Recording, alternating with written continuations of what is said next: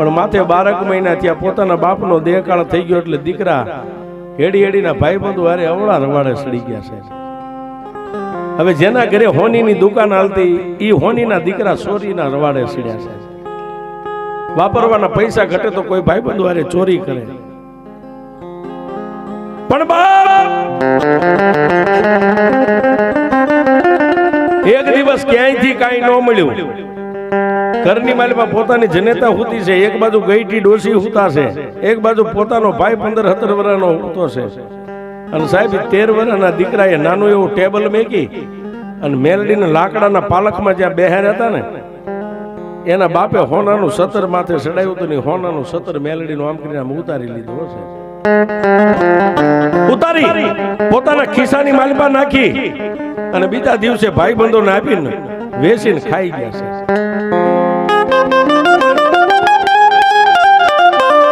પણ સંધ્યા ટાણે 15-17 વર્ષનો દીકરો હાથમાં અગરબત્તી લઈને આમ ધૂપ દીવા કરવાની તૈયારી પાળી ગયો. પોતાની જનેતાને કીધું કે માં મેલડીમાંનું સતર નથી.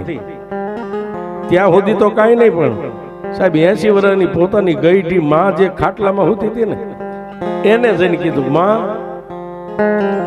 મેલડીના પાલખની માલિપા હોનાનું સતર નથી. અને સાહેબ 80 વર્ષની ડોસીના નાભીમાંથી શબ્દ નીકળી ગયો કે કાં તો કાળિયો દેવી પૂજક ખોટો, હે કાં તો કાળિયો દેવી પૂજક ખોટો, કાં તો એની મેલડી ખોટી અને કાં તો એનો વડવો ખોટો હોય. આ મેલડીનું મંડાણ માંડવા વાળો નકર મેલડી જો અહીં બેઠી હોય અને એના આંગણામાંથી એના ઘરમાંથી દરદાગી ન જાય અને 3.5 દીની માલિપા જો કોઈ સોરને પસાડીને મારે નહીં ને હે તો એને મેલડી નો કહેવાય. આજ મેલડીના પગ ભાંગી ગયા હોય. અને એ મેલડી આજે 80 વર્ષે મેં તને કોઈ દી નથી કીધું, પણ કાળિયાની મેલડી તને લાંબી આંગળી કરીને કહું છું કે મારે સોર જોઈને કાં તો સોરની લાશ જોઈ 3.5 દીમાં. સાહેબ ડોશીને ખબર નથી કે મારા દીકરાનો દીકરો જ સોર છે. જા કાં તો સોરને લઈ આવીને કાં તો સોરની લાશ મારી નજરે લાવી તો હું તને માનું. કા સોરની લાશ આવે તો હું તને હવા મણનો તાવો મેલડી કરીશ. 80 વર્ષની ડોશી ખાટલામાં હોતી આટલું બોલી ગઈ છે.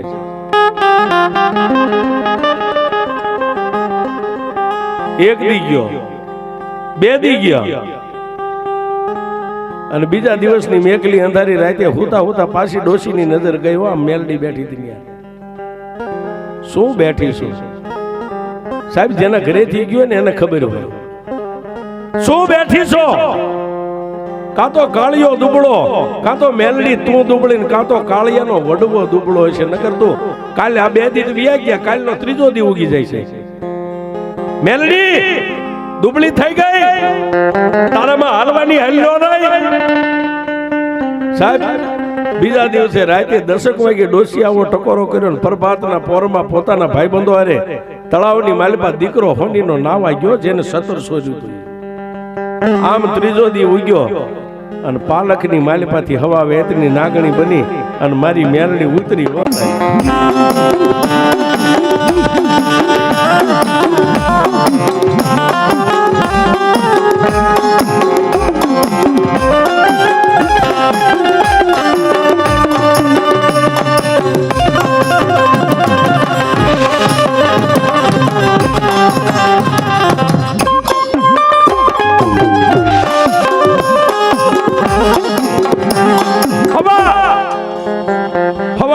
નાગણી બનીને સાહેબ ઉતરી એવી નહીં, કોઈની નજરે ન દેખાય.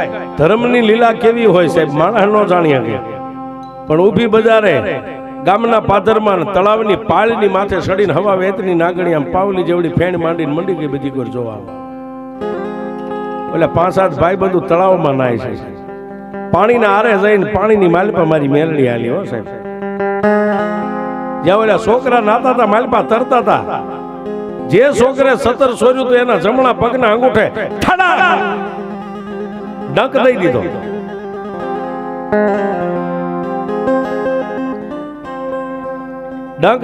પણ સાહેબ નાતા છોકરાએ આમાં અંગૂઠો પકડી અને બાજુમાં ભાઈબંધોને એટલું કીધું કે મને કઈ કરડી ગઈ. હડાડા પાણીમાં તરીને કાંઠે આવ્યા ને સાહેબ, નાગના કઈડેલા હાડા તણીથી જીવે, પણ મેલડી કે હું જો નાગણી બનીને છોટી જાઉં ને બાપ, હું મેલડી કોઈને ડક દઉં, જમણા પગના અંગૂઠે ડક દઉં, ડાબો હલવા દઉં, તો હું મેલડી ન હોય.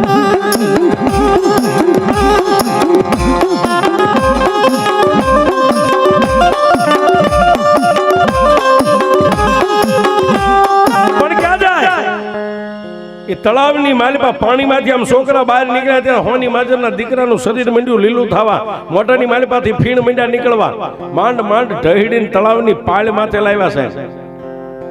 ત્યાં પ્રાણ પંખીડું ઉડી ગયું સાહેબ. એ 5-8 ભાઈબંધુ કાવડ કરી અને ઢહીડીને ક્યાં લાવ્યા? હોની માજરના આંગણે. એક બાજુ 80 વર્ષની ડોશી આમ ખાટલાની માલિપા હુતા છે, ફળિયામાં લાવી અને છોકરાને આમ મેઘો, પણ શરીરની માલિપા કાંઈ હતું નહીં સાહેબ, ખોડિયું ખાલી.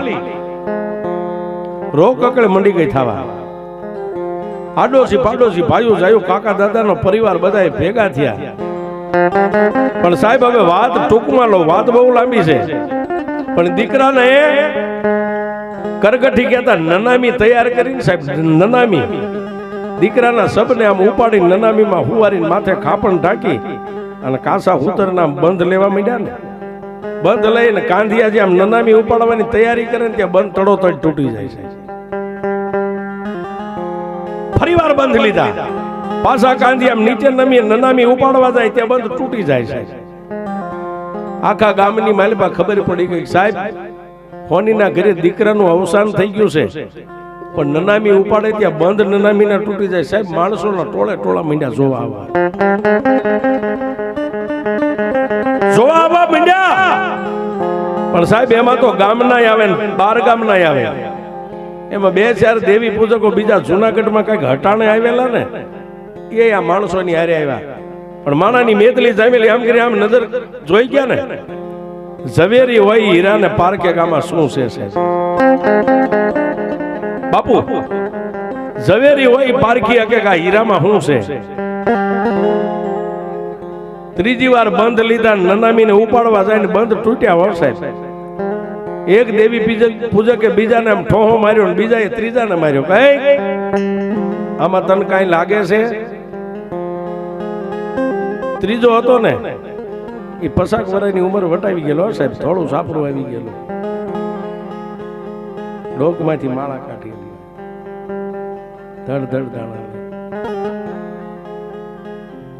તને કહું ભાઈ, આ ખેલ રહ્યો ને આપણી કાળી વેલની દેવીનો છે, મને એવું દેખાય છે હે કે આ ખેલ આપણી કાળી વેલની દેવીનો છે, બીજાનો ખેલ નથી. હા હા હા સાહેબ, તમે જાણો ને છતાં ન કહો ને તો તમે ઉપરવાળાના ગુનેગાર થાવ. જાણતા હોય ને દુશ્મન ને કહી દેવું સાહેબ, દુશ્મન ને કહી દેવું. જો આમાંથી છૂટવું હોય ને તો જાણતા હોય તો દુશ્મન ને કહી દેવું. જાણો ને પેટમાં રાખો તો ત્રિલોકના નાથના ભગવતીના ગુનેગાર બનો. આગળ જઈ એક હાથમાં માળા છે અને પછી ઓલા હોની માજેનો બીજા બંધ આમ લેતા ને, એને કીધું ભાઈ હવે બંધ નો બાંધશો, એ તમે ગમે એટલા 5 થી બંધ બાંધશો તો બંધ એ કઈ રહેશે નહીં. કેમ? આમાં દેવી મેલડીનો માર છે. હોની માજન કે મેલડીને મેં માનવી નહીં. તેથી એક હોની માજનના દીકરાને બાવડું પકડીને એટલું કીધું કે તારે દેવીને જોવી છે ને, હે પાણીનો લોટો ભરી લે. પાણીનો લોટો ભરીને જેટલા માણા ઉભા હતા ને એની માથે આમ અંજળી ઉડાડ્યો હશે. હે દેવી, અમારી નહીં પણ અમારા આગળના કોઈ વડવાનું કઈ પુનારત હોય ને, જો માળાની માલિપા તે મને માર્ગ દેખાડ્યો હોય ને, હવે ઊભું રહેવાનો વદાડ નહીં હો સાહેબ. ત્યાં તો 13 વર્ષની હોનીની દીકરી આમ બેઠી બેઠી રોતી હતી ને, એના ખોળિયાની માલિપા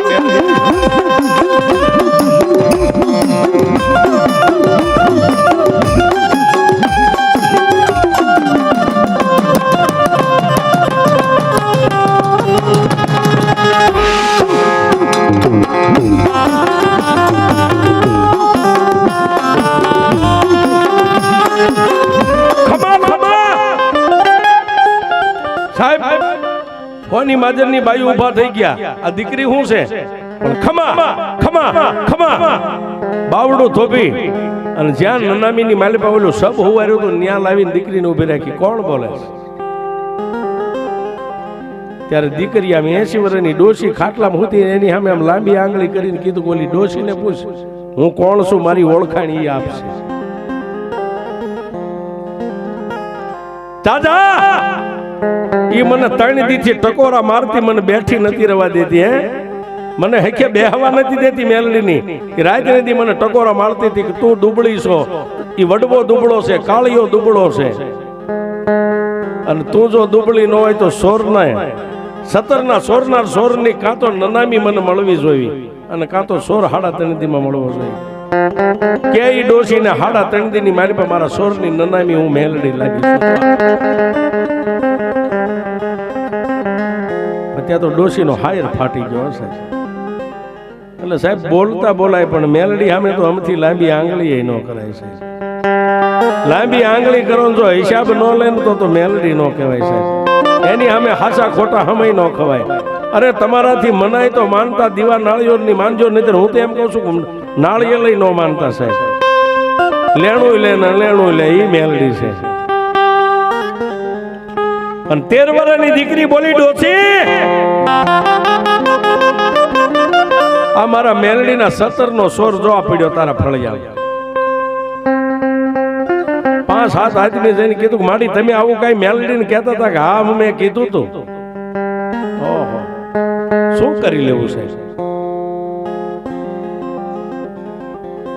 મારી મેલડી? હવે આનો કઈ ઉપાય, આ દીકરાને શમશાન સુધી લઈ જાય એવો કઈ ઉપાય? કે આ એક ઉપાય છે. જ્યાં સુધી મારું ખાતું ન આપો ને હવામણનો તાવો, ત્યાં સુધી એના નનામીના બંધને બંધાવા દઉં તો હું મેલડી નહીં. લાવી ડોશીને કે લાય મારો તાવો હવામણનો લાય. તે કીધું તું ને કે તને હવામણનો તાવો કરીશ, લાય મારો હવામણનો તાવો. મરેલા મરદાની માથે બેહીને ખાવ એ હું મેલડી છું, મારો તાવો મેં કાંઈ. સાહેબ વાત કરતા વાર લાગે. એક બાજુ નનામી દીકરાની પડી છે ને એક બાજુ ફળિયાની માલપા 3 પાણાનો માળીગો મેકીને હવામણનો તાવો તળાઈ રહ્યો. અને જ્યાં મેલડીને 2 રીતના તાવાનો ધૂપ થયો ને સાહેબ, અને એની દીકરીના ખોળિયાની માલિપા મેલડી આવીને એટલું કીધું, જા બાપ મને માને ને મારી કહું પણ મારે વાંસું નહીં. હવે બોલાવો એ ડોશીને. જે પગના અંગૂઠે મેં મેલડીએ ડક આપ્યો છે ને એ પગનો અંગૂઠો એના મોઢાની માલિપા લઈને સૂસે અને 3 ઘૂંટડા પેટમાં ઉતારે. અને જો દીકરાનું ઝેર નો ઉતારું તો હું મેં